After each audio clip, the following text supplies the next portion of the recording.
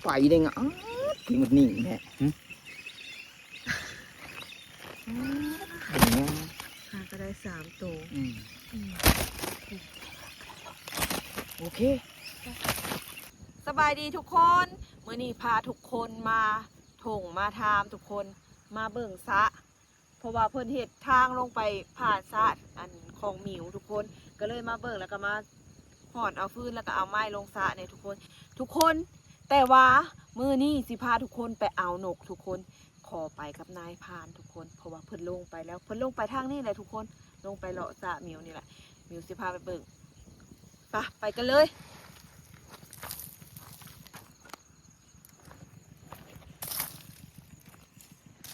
นี่ทางลงไปกันนี่เด้อทุกคนเด้อ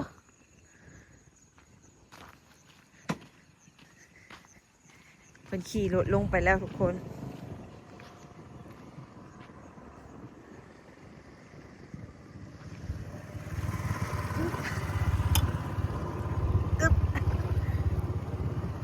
ทุกคนนี่บรรยากาศยามแรงทุ่งนาแสงบ้านน้องใด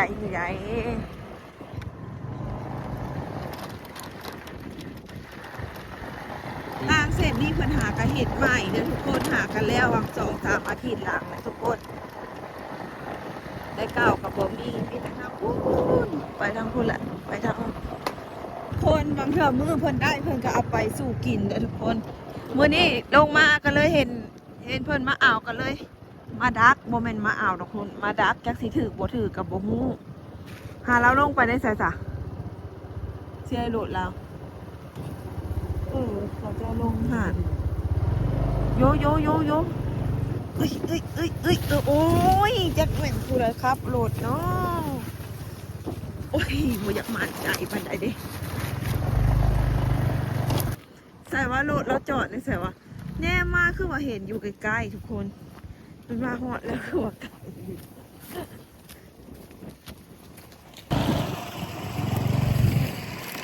6 โมงแล้วเนี่ยทุกคนแต่ว่าอากาศข้างนอกก็เป็นสีครึ้มๆเนี่ยเบิ่งอยู่ในกล้องคือว่าแจ้งอยู่ทุกคนก็ยังแจ้งอยู่หั่นแหละแต่เว้นหากระตกดินเนาะขาตั้งกล้องก็บ่ได้เอามาทุกคนเอ้ยขากล้องก็ได้ได้เอามือจับคือว่าสิบ่ได้ถ่ายคลิปนะฮะในสายทุกคนขากล้องก็มีโอ้ยเนาะกับบ่บอกเพิ่นเฮ็ดนะแซงแต่เขตนะทุกคนเขตนี้บ่ได้เฮ็ดโอ้โหเห็นแล้ว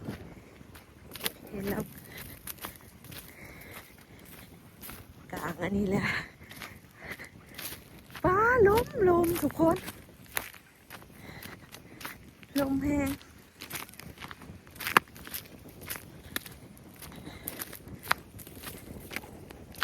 ป้าตัวลมแห้งทุกคนเลย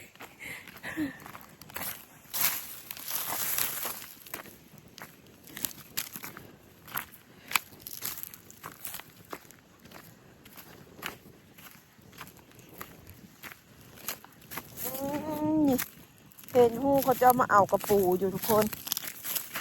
เขามาขุดกระปูโถงกระปูทามท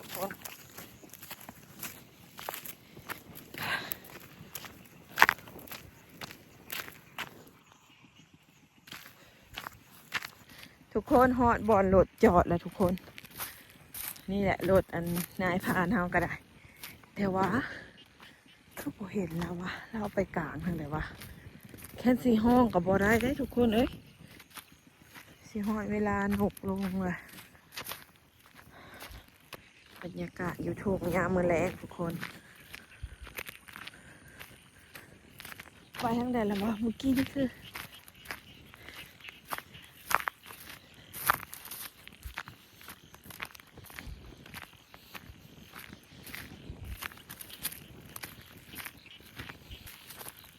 มันมีน้ำได้ยังไง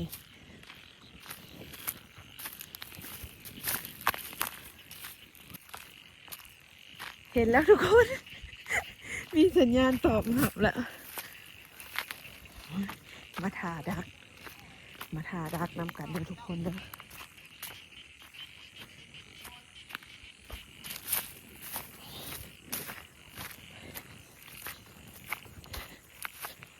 เดี๋ยวสิให้เบิ่งวิธีเพิ่นเฮ็ด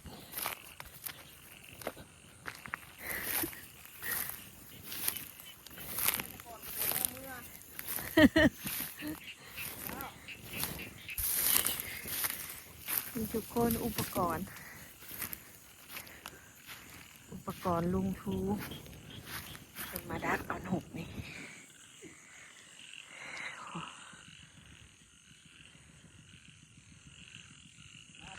บังเอิญเจออันร่วงเก่าเขาเจ้า อยู่นี่ได้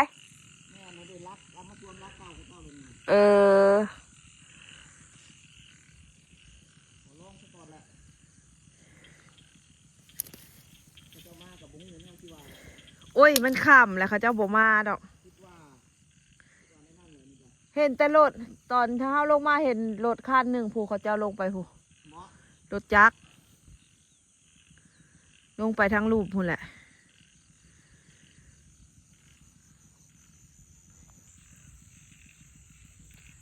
ยุงก็เริ่มออกแล้วได้บัดนี้หนองน้ำ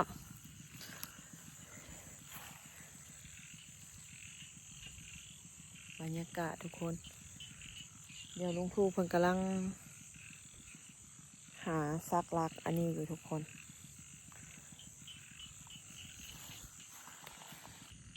โอ้ยยุ่งระบาดนี่ ได้อยู่บ่เจ้าใส่อยู่ทางเทิงค่ะ มันก่อนเลยนะได้7-8โต ค่ะ 2โต ก็ยังได้อยู่นี่ซะเนาะมื้อนี้สิได้อยู่บ่ว่าหามานำนี่ โอ้ยทนยุ่งได้บ่คนนี่ ได้อยู่ดอกมันลมอยู่ ยุงมันออกตอนหัวค่ำซื่อ แล้วเบิ้ลแล้วปกติสั่งนี่นะมันซ่าแล้วนี่ ๆเอ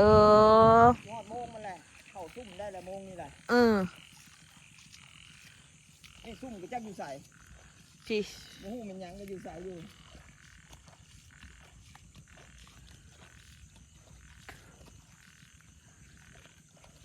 ต้องมีน้ำแมันบ่ลุงทูจังกลางได้ น้ำมันบ่ได้ โอ้ ใส่น้ำนี่แหละ อืม มีเข่าบ่หูติดกี่ตัวละมาซะก่อน เออ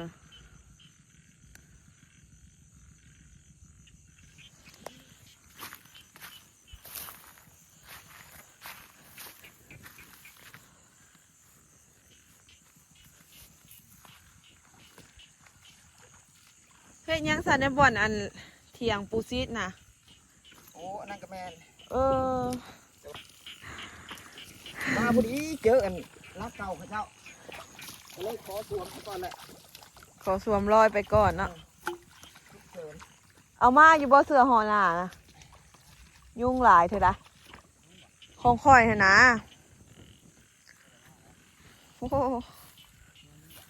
โอ้ยเป็นฝูง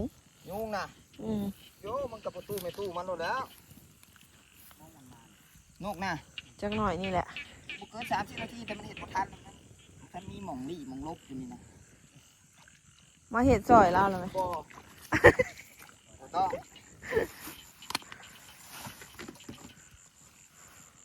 แต่มอง บ่จัดไปแล้ว มันได้ยินสื่อเฮามันก็อยู่บ่ได้แล้วคงน่ะ มันยานเนาะ แม่นเพราะว่าบ่แม่นเฮาก็บ่ย่านมันก็ย่านเฮาคือกัน อืมมันสิจื้อหน้าเจ้าแลลุงทูเอ้ย แต่แท้ถ้าเฮาเห็นมันบ่โตล่ะ อืม อีกแล้วบักอันนี้มันสิว่าล่ะ ป๊บไกลๆเพราะว่า นี่บ่ทันมันเฮ็ดตายแท้ว่ะเอ้า อ้ายุงสมาโตใหญ่ใช่ปะนี่ ปัญหาแต่คนนี่นะค่ำมืดก็ยังพากันมาอยู่เราก็ไปทั่วแล้วเพิ่นนั่นน่ะ คือสิแบบทั่วโท่งเลยนะหมายเพื่อนฮะเนาะ เรียกเขาเจ้าเลย อืม รูปแต่เฮามาเบิ่งล่ะมันได้แล้วเขาเจ้าไปสู่เฮาอยู่ใส่ เป็นอาชีพเลยเนาะ ไปซอกเบิ่งพูดมันทำเลมัน อืมวิธีหาอยู่หากินธรรมชาติบ้านเฮา เขาก็อยู่ในหมองเก่านะ2-3 มื้อเขาก็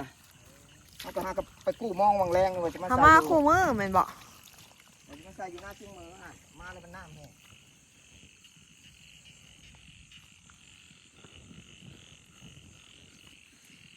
หมองลี่ก็ทันได้มีอยู่ ย่างนี่แหละลูกเสือ บังเอิญว่ามาทันเนาะถ้าเฮาก็ได้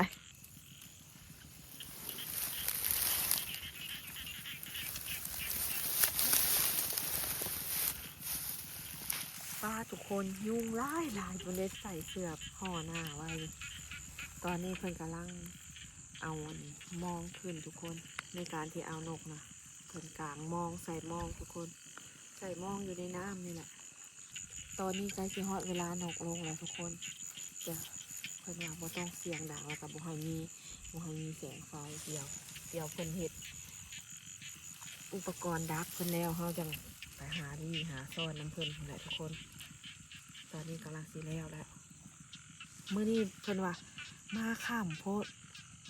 นายพรานเพิ่นว่าเพิ่นมาค่ำอัน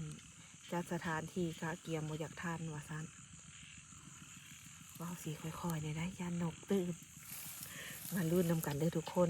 มาลุ้นนำกันเด้อว่าสิได้บ่สิหมานบ่เหนียวมานำนี่แต่ละมื้อน่ะเพิ่นได้อยู่ได้ทุกคนเอ้ยเพิ่นว่าเมื่อคืนนี้ได้2 ตัวว่าซั่นคืนก่อนค่ะได้8 ตัวว่าซั่นแต่ว่าคืนนี้เหนียวมานำสิได้บ่ไปลุ้นนำกันเด้อทุกคนเด้อ ถือจะบอกทีได้นะครับปลอดภัยนะ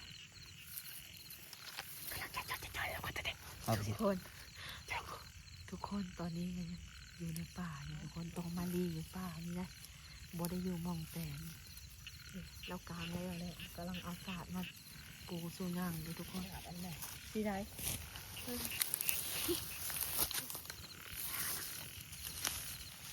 มีหน้าแล้ว ปูศาสตร์ปูศาสตร์ได้ยันงูคุกงูตอดดาบนะเรามีงูเขา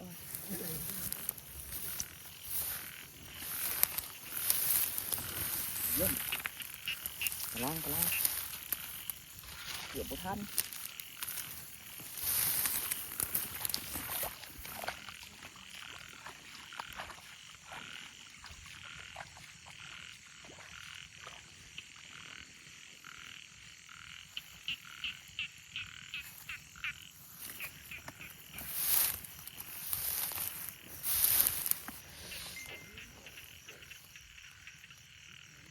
ยุ่งลายกระเดาะกระเดีย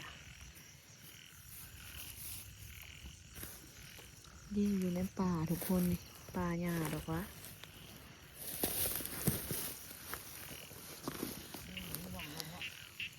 มีอะไรมี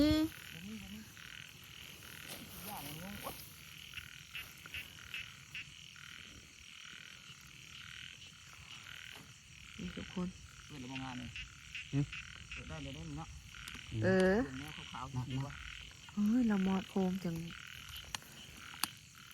มอดเอาไป มากดีกระเป๋า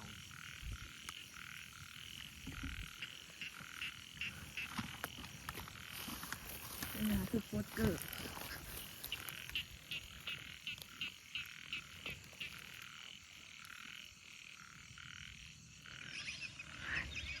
อันนี้ทุกคน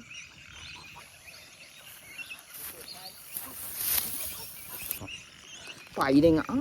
ที่มันนิ่งแท้หาก็ได้3 ตัวโอเคนี่น่ะของเชื่อ เหยียบหดมองอันนั้นมาพี่ทุกคนได้นกคลิปนี้ได้นกไป4 ตัวทุกคนแต่ว่าเฮามาหลายคนปกติเพิ่นสิอยู่ผู้เดียวทุกคนหลายคนน่ะเพิ่นขณะบ่ได้ใส่ไฟนกมันก็ยังแนมเห็นคนแนมด้วยสายตานะลงเทื่อละมาพูงละ30-40 ตัวก็มีทุกคน แต่ว่าได้นก4ตัวโอเคทุกคนสำหรับคลิปนี้ก็สิขอฝากไว้สำนี้ก่อนเด้อคลิปหน้าพ่อกันใหม่อย่าลืมกดไลค์กดแชร์กดติดตามช่องมิวสาวขมวดในเด้อขอบใจ